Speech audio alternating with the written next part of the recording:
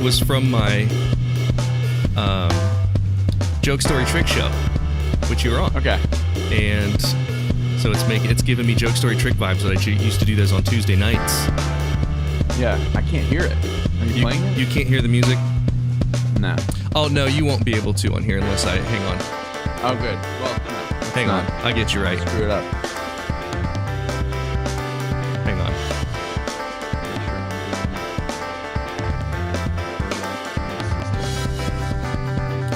Now can you hear it? Sort of heard it for a second. No? Okay. Special guest. Me 10 years ago. I gotta update that photo. You can hear me right now though, right? You got my audio? No? Alright. You got my audio right now, right?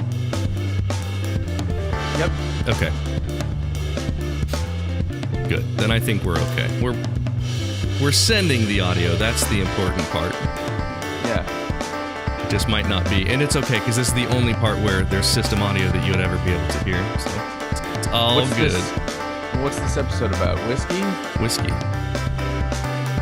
Yeah. Is it about the history of whiskey? There's a little bit of that. Yeah. The latest update on the history of whiskey is I had too much on Saturday. Did you? And I'm still tired. I was drinking beer, actually, because I'm smart enough not to touch the devil's water. Do you like whiskey? Yeah, I do. You're a whiskey guy? I would say I'm a Scotch guy more than anything. Oh, boy. What are you, a man?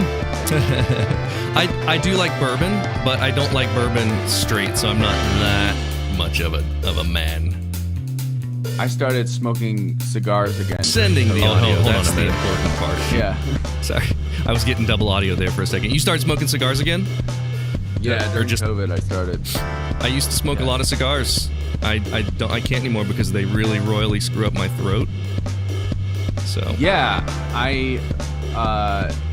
they should be. They'll come a day. I'll just have to stop. Yeah, it just got to a point where, like, I would smoke a cigar and then notice that for the next, like, week, my throat would get dry so easy that I would, like, start coughing and get all that kind of shit, so. Anywho. Yeah, it's best not to do it. It's my only, I don't know. It's certainly one of my only vices. Yeah, I miss it. I mean, I still have a humidor with a lot of cigars in them. The cigars I have in my humidor are bad. They're just not good cigars. They're. That's probably what's keeping you out of it. Maybe. But I was only thinking about it because I tried to smoke a cigar without having a drink, and I was like, I don't know what this is. This is gross. Right. And then I was like, well, that's probably bad if you need to drink in order to enjoy this other thing. But it was really. That's kind of the way I feel about, like, some alcoholic drinks, like not Rumpelmint's is true. It's true of that, but Jaeger, and, like, if you have to drink it when it's ice cold, that means it's not good. That's a hint that it's just not a good. And I feel the same about Red Bull though. So it's not just alcohol. It's right. So. Oh yeah. Anywho, let me double check that we're recording. We are recording and we're streaming, and so let's just skip the last minute on here and we'll get going. Okay. Hi. Hey, what's going on? Hey everyone. Welcome to what we're doing as the 100th episode of my podcast, which is called The Internet Says It's True.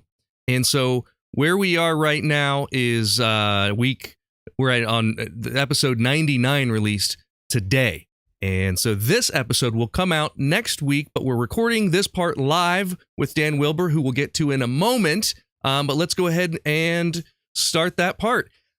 It's time for the part of the podcast where I call a friend, and today we're calling Dan Wilbur. Dan's a comedian. He's funny. He's been opening for Patton Oswalt. That's all you need to know about Dan. He's a good dude. And as a special treat for the 100th episode, we're recording this as a live stream. So there may be additional comments from people watching and sending messages. I see Great Balls of Lint says woo, which is fantastic. They're sending messages. Also, we're going to do 10 questions for this one instead of just 5. So what is up? Dan Wilbur, it's good to see you, Hi, man. it's good to be here. Yeah, I'm so happy that you got 100 episodes. Thank you. You've been on a few now, right? And you know what? I don't think I've ever missed a question. So I don't know if that's true. This is the one. Maybe. You go back and check the record, listeners. Actually, I may, because if that's true, you may be the only one to do that. To have multiple all fivers. So this is 10 questions, and there are some tough ones here. I don't care if you get them all right or don't get them all right. And I also didn't do any stakes for this except for jokes. We're doing all jokes tonight. Oops, this is the Oops All Jokes edition of The Internet Says It's True. Can I cite my sources? Yes.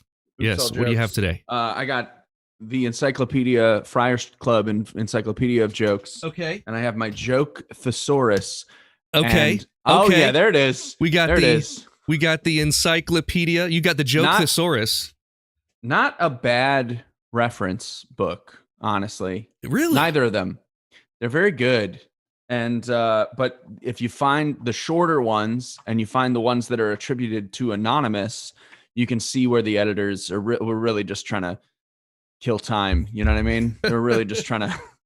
They're trying to stretch to the next bit. I've got Milton Berle's private joke file. Well, here. That's actually a brilliant. And you know what? Let's go through and highlight what'll get them canceled. No, everything in these books. All the Dixon's joke treasury and 5,000 one and two liners for any and every occasion. So, regardless of whether or not you get the questions right, we're gonna have good jokes. We're gonna have jokes. Yes, we're gonna have jokes. Well, I haven't picked them, so I'm just telling you these are That's cold fine. readings. Same here. I want to do Phyllis Diller proud when I say them, and I was really sad that I couldn't find. I'm sure I threw it out. That I had a great book called "Overheard at the Country Cafe," and it was all jokes you could tell in front of old people at a cafe. Old white men. Speaking of the old... Yeah, it's a different vibe now. You know, you're a comedian, and speaking of the old style of comedy, have you been watching Hacks? Oh, yeah. It's so good. I really enjoy it. I've been really, really liking it. We need to catch up on. We haven't continued watching it. I think the opening of Hacks is the most accurate thing that I've seen about how a young comic's life goes for probably the first 12 years. I'll let you know when it changes for me. Yeah. And then the rest of it is also basically what it is, because comedy's an apprenticeship. Yeah. You need someone to come adopt you when you're 12. Yeah. They don't do that anymore. You have to be an adult, but well, I mean, you know, there are open mic nights every night, right? Like there's somewhere every night for someone to go and cut their teeth in comedy. How long ago was it that you were doing those?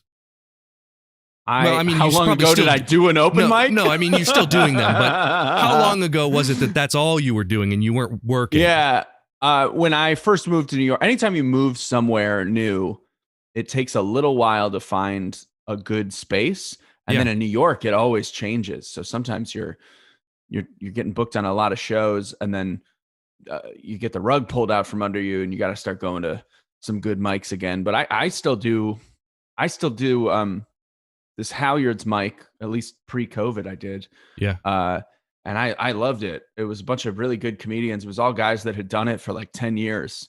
And we were all doing new jokes. That's great. And that's the good vibe. You know, people, it's just like Daily Show writers walking in to try a one-liner. And you're like, I guess. I don't know what we're doing here, guys. Yeah. At that point, But really, the answer is like the first 6 months that I lived in New York. So that was when I was like 20, and now I'm 35. So it's been about 15 years since I strictly did open mics. Now you're working pro. I love it. Let's get into this. So you already know that this is about whiskey because of the poster for this week's thing, but you don't know anything about other than that what this is about. So here's your first question, Dan. The Dublin Whiskey Fire happened in 1875. And it's basically, it was a storehouse with 5,000 barrels of whiskey, which burned. 13 people died. This is multiple choice. How did they all die? Was it A, from fire, B, from smoke inhalation, or C, alcohol poisoning? I'm going to go with B, smoke inhalation just because I don't know if it was Scruff McGruff or somebody taught me what I was going to die of, when I was a kid. Is Scruff McGruff the real name of the dog, or did you just give him a first name? Scruff McGruff is the one that's like, you need to take a bite out on of your crime. Parents. Yeah, that's the crime dog. Is there a selling drugs? I don't know if there's but a fire one. I think he had an offshoot with Smokey the Bear. Smokey the Bear. Different But Smokey the Bear is species. outside. Yeah. There's some animal cartoon taught me that I was gonna die, or it was because I was at some witch burnings and I knew that we were all disappointed that the witch died before the fire could get to her feet. So is that right? right? Smoke inhalation. You wanted the. Oh well, okay. So smoke inhalation is what you're going with. The answer is alcohol poisoning. No. Yes, it's not just a horrible play on a stereotype. It's true, and that's why this was an interesting story this week. So this storehouse, when it burned, it resulted in a 6-inch deep river of whiskey pouring down the streets in downtown Dublin, and people were literally taking off their hats, scooping it up, and drinking it. 24 people were hospitalized, and 13 died from alcohol poisoning.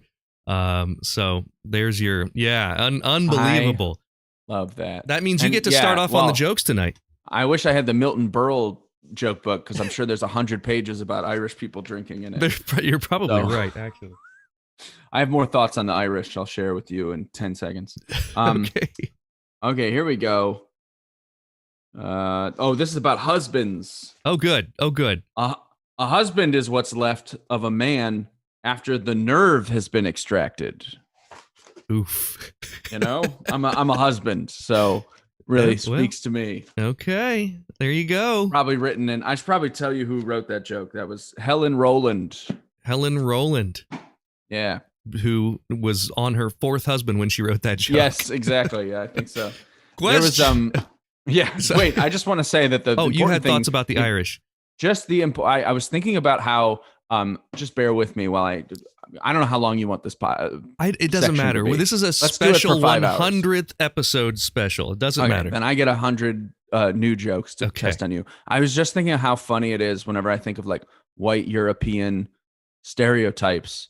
It's not just the Irish. It's all of them are known for booze. Yeah. You know what I mean? You're like Russians, vodka, the French, wine, Germans, beer. And then I was just like, that's why we all look like we're 80 when we're 45. Yeah. So we're just hammered. And then I was like, well, and I was thinking of, I looked up like, what's Nigeria known for? And it's yams. They produce all the yams for the entire world. And I was like, yeah, that's right. I'm sure there are also alcoholics there. I want to be fair. No, but you're probably right. And it says a lot about our lack of culture. Like we don't have we have nothing to be proud of, so we just drink. Yes, the Irish are known for not having enough yams, and they died. Oof. This is really sad. Anyway, the important thing to remember about the Irish is that they killed their landlords before they came here, and we should all be remembering that Irish heritage. Is that real? That's a real thing? The landlords were the worst part, that were a scourge on the Irish people. And I think they killed 7 of them and then ran to America to flee the mob. 7? There were 7 landlords in all of Ireland just holding all the land. And if you owned some land in Ireland, you needed to make friends quick. They're coming for you. Let's move on. Question 2. Sure. Here's your question. The first distillery to make Irish blended whiskey was the Daniel E. Williams Distillery in Tullamore, which started in 1829. The barrels were stamped DEW.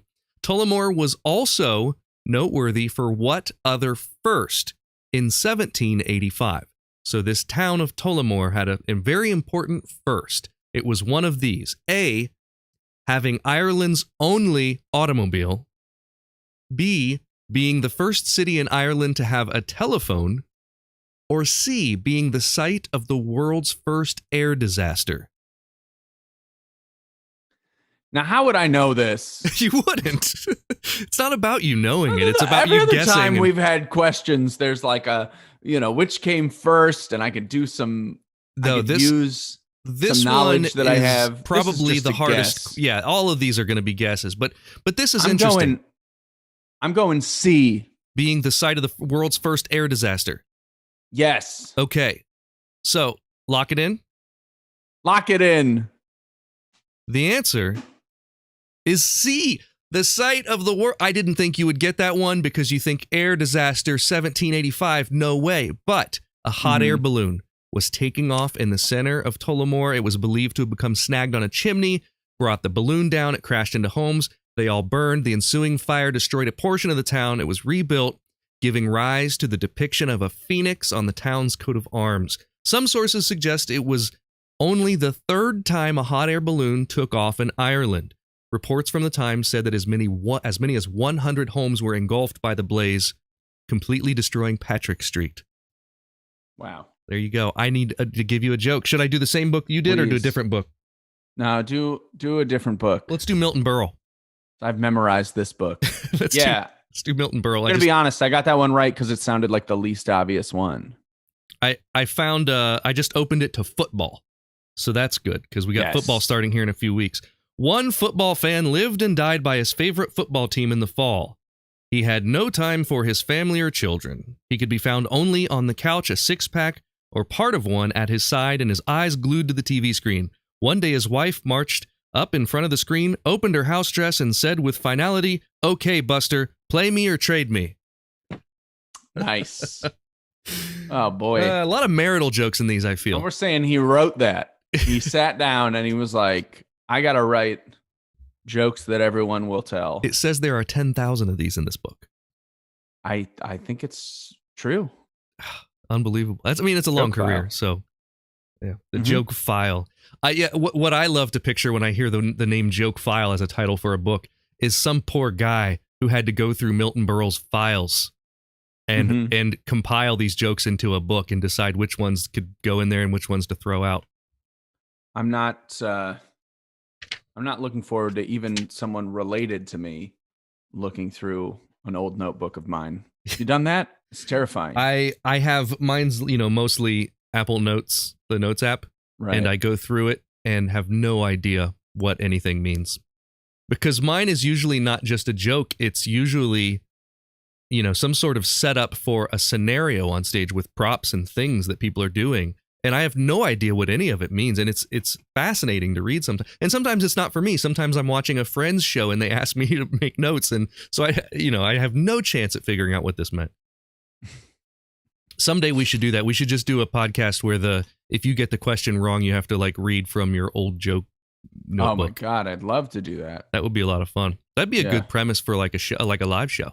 Well, there's a good show called Mortified where you read from your diary. Yes, that's great. It's great. But it would be a good live show for comedians to do their own set list from back in the day and try to make it funny Absolutely. So let's move on to question 3. In whiskey distilling, what is known as, quote, the angel's pinch? It is it. It's also known as the angel's share. Ooh, the angel's share. So I feel like you're already onto this one. Do you want to give an answer before I read these? No, you should read them. Okay. I thought it was this part that evaporated on the top of the beer or whatever it is. Okay. The 2% of whiskey that gets absorbed into the barrels. That's A. B, the first taste of a cask of whiskey sampled with a tool called a thief. Or C, the feeling of having diarrhea from drinking too much whiskey.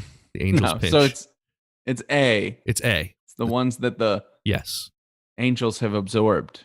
You are absolutely correct. It is A. Approximately 2% of whiskey gradually evaporates through the barrels each year. This is famously known as the angel's share, like you said, now, and is am closely I knit smart? with custom. You are. Am I smart or an alcoholic? That's the name of this game. Smart or alcoholic.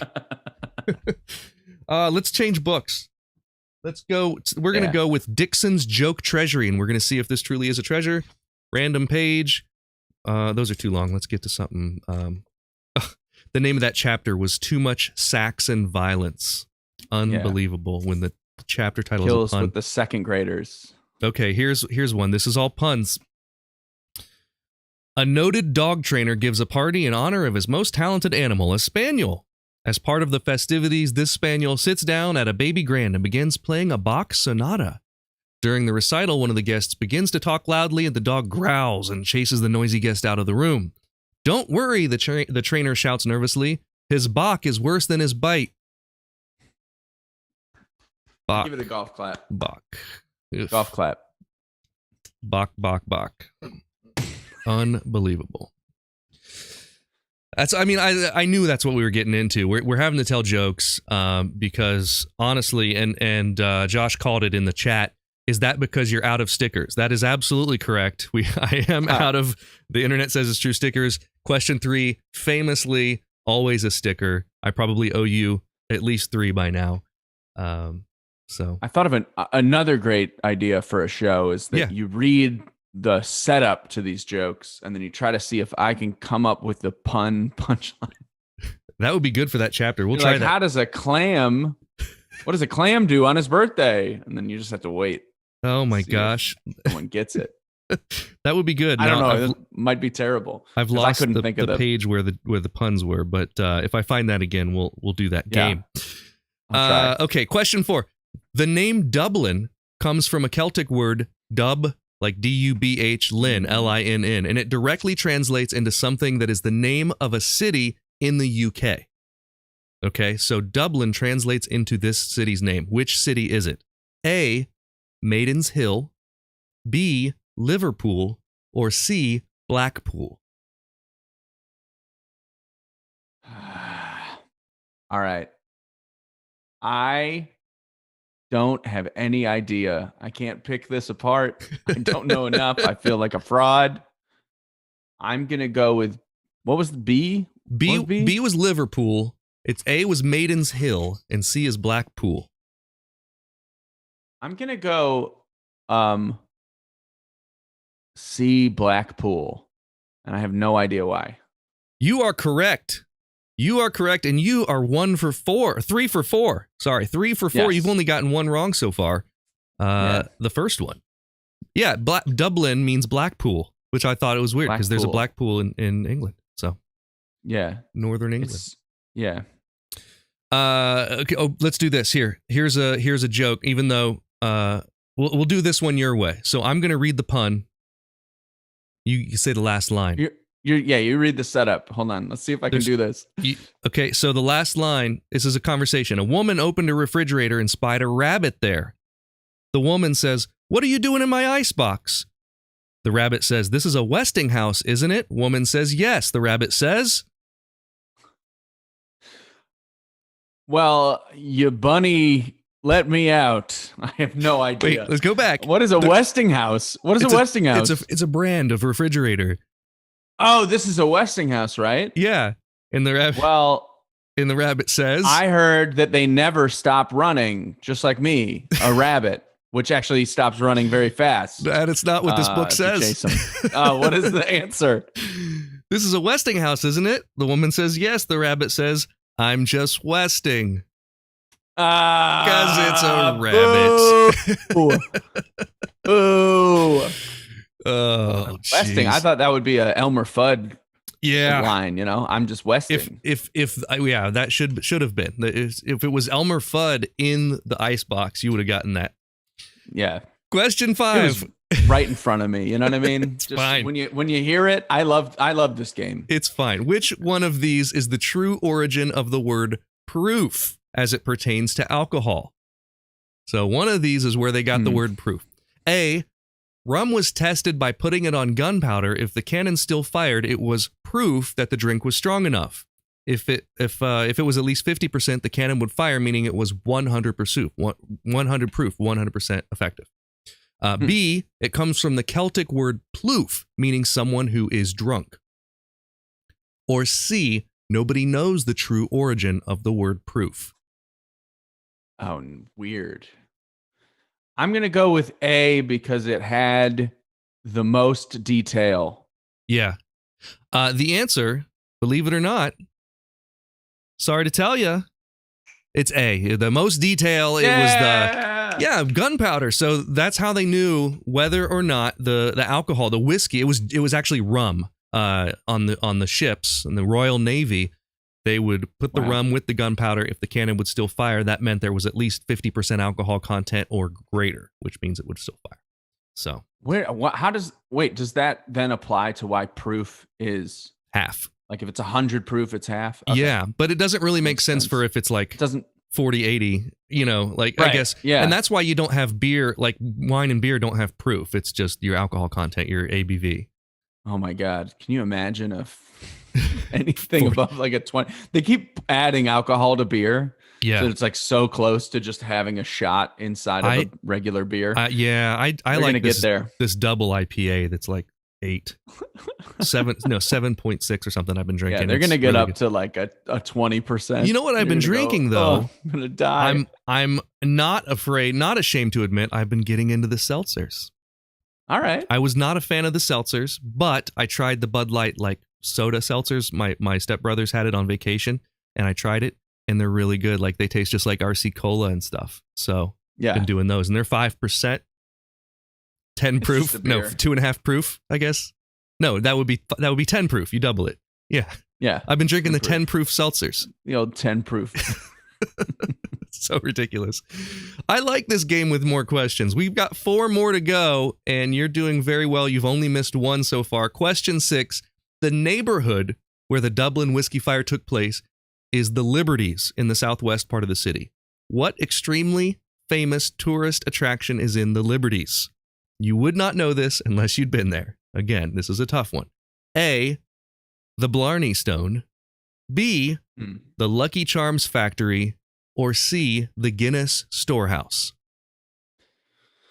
Okay, so I'm going to say Lucky Charms are not an Irish invention and that someone is offended. Someone's deeply offended, and that I'm going to say I'm thinking they're Kellogg's. They don't need to be offended by this podcast. They need to be offended by whoever makes Lucky Charms, because they're the ones creating this. They're using the stereotype. Oh, okay, that's true. Yes, you should be offended.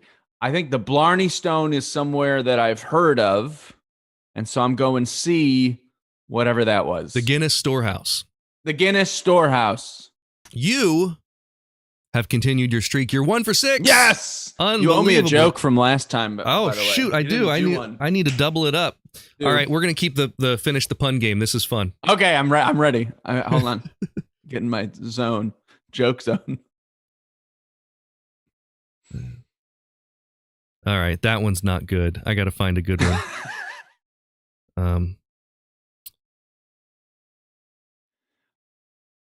I'll just write a joke from scratch while we're sitting here. I do this. Okay, here it is. 2 microbes become bored with life in the lymph system of a horse, and they move into the animal's blood system, where they are immediately killed by a dose of penicillin. What is the moral? The moral is you don't beat a dead horse with microbes. You don't. You got the first word right. Oh, wait, hold on. You don't? Is it don't? Yeah. Don't look a gift horse in the bloodstream. It's a different horse-related idiom. Oh. Mr. Ed, more like Mr. Dead. What's another microbes. Famous horse-related idiom starting with don't? Don't. There's also a great song with this as the title. 2 microbes in the lymph system. They move into the animal's blood system, where they are immediately killed by penicillin. And it's not don't look a gift horse in the mouth. It's not. Don't sneak up on the back of a horse in its bloodstream. It's not a You got phrase. Another word right. You got another word in there. You can lead a horse to water, but you can't go in its bloodstream without being killed by penicillin. Do you want to hear the answer? Yes, I do. It is don't change streams in the middle of a horse. Oh! There you go. Again, it's right there. It's right there. I was so close. Yes. Oh my gosh. Okay, so I owe you a second one. Let's try this one. This is another animal related. Don't change horses in midstream. I got it. Yeah. 2 snakes are talking about the social airs being put on by an old acquaintance. Just think, says one. Oh, is that it? I need to give you more than this. Just think, says one. I knew her back when. When she was just an egg. I knew her back when she didn't have fangs. This one is. She didn't have a lisp. She got her lisp fixed. This is another saying. Okay. Taylor Hurt is in the chat, says, this makes me miss JST, joke story trick. Me too. This is fun. Two snakes are talking about the social airs being put on by an old acquaintance. Just think, says one. I knew her back when she didn't have a pit to hiss in. Oh my God, I would have never gotten that. No. But that's very good. Ugh. That's genuinely a good okay. A pit to clever hiss in. idea. That it's not funny, but it is clever. It's clever. Yeah, Carol Baker got it. A pit to hiss in. He got it in the chat. Okay, so let's keep going here. Question 7. In Irish history, the Troubles refers to what? A, the diarrhea from a night of drinking. B, the period of time where the country experienced a potato famine. Or C, the 30-year conflict around the status of Northern Ireland. It's C. Wow. It's C, you're and you should confident read with this one. It's C. It's a great book called The Milkman. Oh. You should read it. Okay. There's another one called Never... I don't know. I've read multiple books about the Troubles. I've been reading a book. And there's Dairy Girls. Dairy Girls is so good. I've been reading a book called Peaky Blinders. It's a TV show, actually. It's a TV show called Peaky Blinders. Also deals with this, and Dairy Girls does. You are correct, of course. The 30-year conflict around the status of Northern Ireland. You still only missed one, the very, very first one. Let's move to I'm going to move to a 5,001 and 2-liners for any and every occasion. Okay. Doc, there's something wrong with my stomach. Doctor says, keep your coat buttoned and no one will notice it. Let's go back to the pun game. Pretty good. That's pretty good. Let's go back to the pun game. This was more fun. My finger when I do this. Yes. Oh, this one's, you'll get this one. There was once a little snail who loved fast sports cars. He bought himself a red Porsche and painted a big red S on each door. One day, while going down the highway at 100 miles per hour, he was spotted by a state trooper who said to his partner, You think they're sluggish. You don't know but they're one. Actually fast. This is an old one. Okay, hold on. If that... I wait. More like a snail's race instead of a snail's pace. There's a red Porsche with a big red S on each door. Oh, was that Superman in there? Or I think snails. I'm going to snail's race. There are people screaming at their podcast I know what it right was. now. The cop saw it and he said, I think that had a tail light out. You're missing this on purpose. And we're going to shoot him. You're missing this on purpose. Right. Everyone knows this joke. Do you not know? Do you don't know? Okay. I don't know it. He was spotted by the state trooper who said to his partner, brother, look at that S car go. Oh! Carol Baker once again got it in the chat. I was raised by actual funny people, so they didn't tell jokes like this. In the chat, Josh goes, I'm screaming, but not the answer. Just in pain. I'm sorry. I'm sorry, buddy. All right. Oh my gosh. I needed a laugh tonight. Thank you for this. Question 8. True or false? The state of Kentucky has more barrels of bourbon in storage than it has people. Oh, that's true. It's true? I think. That's what you're going with? True? True. No third option on this one. True, false, or eh? True. If I miss the 50% odds, I should really stop gambling. You got it. It's true. There are 10 million barrels currently aging in Kentucky. That's 2 barrels for every Kentuckian. So I knew it. You know, for this Civil War Part 2, go to Kentucky. It's because I went to bourbon. One distillery. Yeah. And there were 1 million barrels in the distillery, and it was like next to a river and no one was around. So that's my guess. Which distillery did you go to? Here. I went to Buffalo Trace. How was it? You know what? It was great when I was there, and then I bought a bottle of Buffalo Trace, and it felt like the second I put it into my body, it felt like I'd been smoking for 30 years.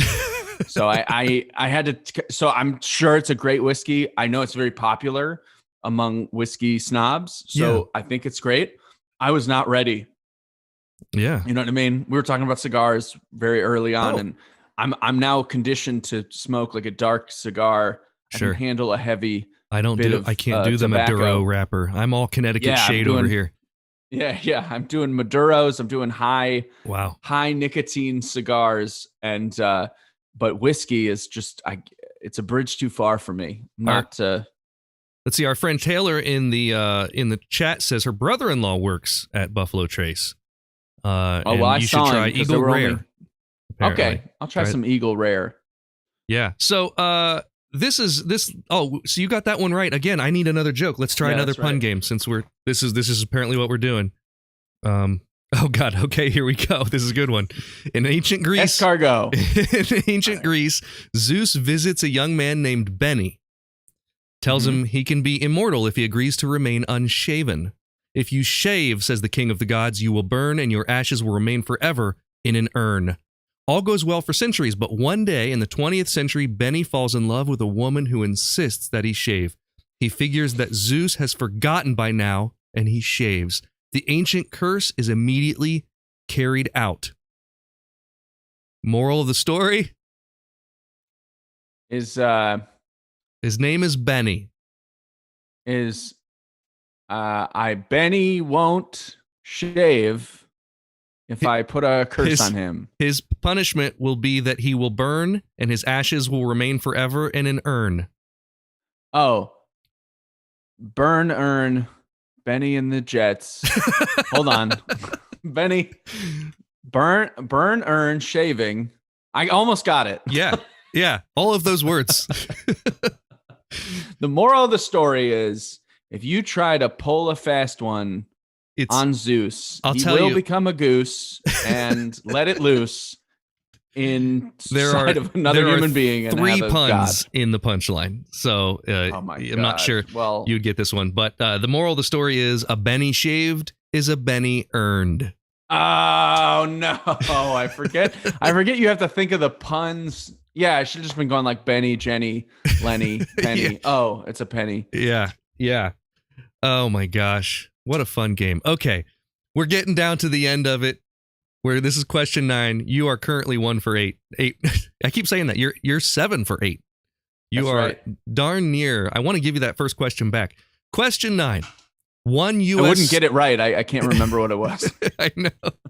Rob says in the chat, please keep this going.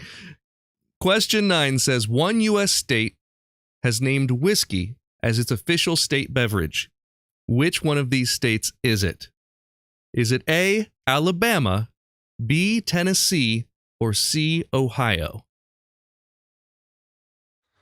All right. I'm going to say Ohio's national beverage is Zima. They're a real Zima people. And I'm allowed to say that because I'm from Cleveland. Just bland. I told you I've been drinking seltzer. I know, and you're there drinking the Bud Light seltzer. So we're between A and B. I think that now I'm trying to toy with the game because I'm like, Tennessee seems like the obvious answer to me. But Alabama, and I'm thinking that Tennessee, their state beverage is a poison moonshine, like moonshine that's 190 proof and it actually makes you blind. And that whereas Alabama, they're sort of cultured and they're drinking the Sazeracs over from Louisiana. So I'm going to go Alabama. Oh my gosh, you got it right. It's Alabama. Yes, I thought I would get you with that one with the Tennessee. You know what Tennessee's official state drink is? It's milk. What is it? It's milk. No, that should be Ohio's state drink. Ohio's is tomato juice. Oh, that's worse. There were a whole list of states with state drinks. Now, Alabama's is Conecuh Ridge whiskey. It's a very specific type of whiskey marketed as Clyde Mays Alabama style whiskey, and it is essentially moonshine that has just been legalized. So, yeah. Oh my God, that's so funny. Of all the states where milk, because Wisconsin milk, Vermont milk, like places where they're famous for their cows, like Midwest. There are a lot of Tennessee milk is states. just like, no, we got to milk. Yeah. We're going to be milk boys. It's what it is probably like, they bring in the milk farmers one day into the state house, and then they have the special unveiling for those milk farmers. Like, our official, we've removed all your subsidies, but guess what? We have an official state drink now. It's milk.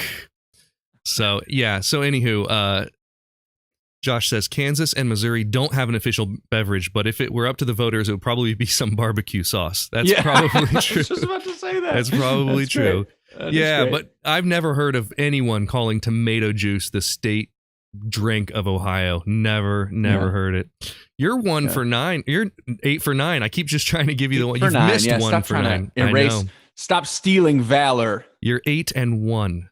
And you. This is question 10. And this one is. Are you gonna do a joke? No. Are we? Oh done? yeah. No. Let's do a joke.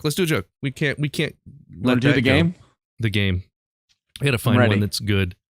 I have not. Okay, here it is.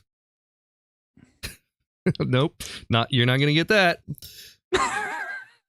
Oh, jeez. Come on. A bird in the hand is worth 2 in the bush.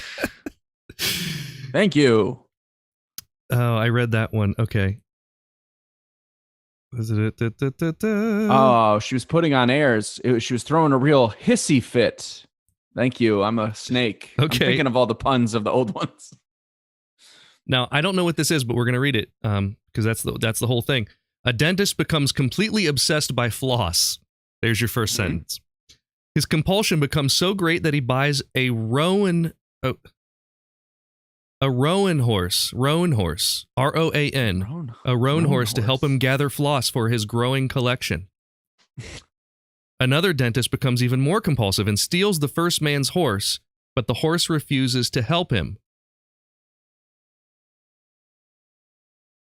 The moral of the story. The moral of the story is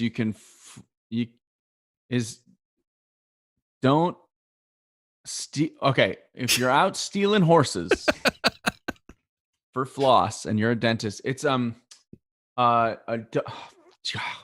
if you look a gift horse in the mouth, he better have been flossing. I'm a dentist. I'm so dumb. This isn't. These are like. This one is. It's got the word roan in the punchline. Oh, okay. So I mean, roan was really shoehorned in there. I've got a roan to pick, and then in parentheses it says water pick because it's a dentist. Yeah. So yeah, I've got a roan to pick with this horse thief. No. Oh no, it's not all Democrats are horse thieves, but all horse thieves are refusing to floss. That's it. No, yeah, it's the moral of the story is a stolen roan gathers no floss. Boo! Boo! If you go up to 100 people and ask them what a roan is, 100 of them will not know. Yeah, the 47 Ronin horses. Thank you. I'm just thinking of random ideas that make no sense, and that's what puns are all about. I have one last question for you, and if you get this wrong, I'm banning you from this show. You'll never come back on. And I want to thank you for being here. You're 9 for 10. So you're no, I will be 9 for 10. Okay. Yeah. Here's your question. What is currently your favorite podcast? Oh, it's because the internet says it's true. No, not this one. Other than this one. I like to know. I listen every week, and they know this. Thank you. I listen every week religiously to What a Time to Be Alive. What a Time to Be Alive. And they count down weird stories. Okay. That's their niche. Like this show? One of the weirdest stories. And it's 4 stories that you did not know about like current monkey stories. Attacks. Yeah, current stories. Okay. And then the last one's always something you do know about. It's just comedians riffing.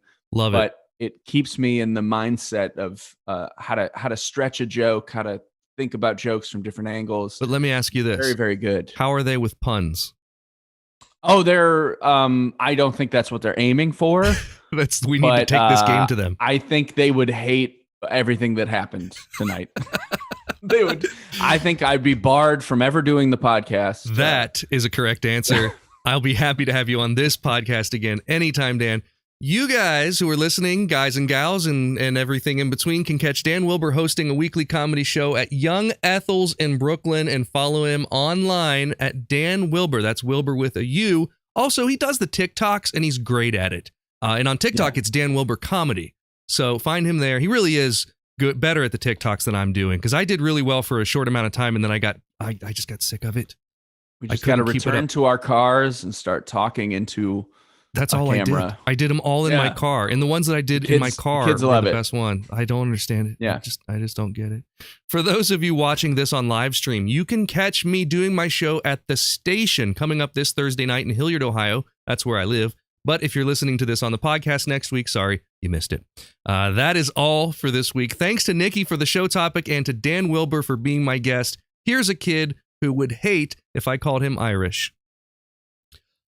The Internet Says It's True would like to thank the Patreon subscribers whose monthly contributions help to make this show possible. Dallas Ray, Sean Brown, Bryce Swanson, Eugene Anderson, Mac McVeigh, Jim Martin, Joanne Martin, and the show's official Emperor Kick Track. The show is written and produced by me, Michael Kent. The theme song is by Finite Music Forge, and additional music this week was from Zachariah Hill, Aaron Kinney, Nat Keefe, and Hot Buttered Rum. All audio clips in this episode are used for education and commentary, used under Fair Use Title 17 USC Section 107, and you can listen to past episodes by searching for The Internet Says It's True wherever you get your podcasts. You can see bonus content at patreon.com/Michael Kent. That is 100 episodes in the can, my friends. All right. Hey, man, thanks again for coming on. This was such a pleasure. This actually was. I say it every week, but this really, really was this week. I really needed some laughs. So thanks, brother. And have a wonderful week. This will be out next Monday. Great. I'll share it. Tag me. Cool. I'm in. Thanks. Cool. Thanks for everyone who tuned in. We'll see you later.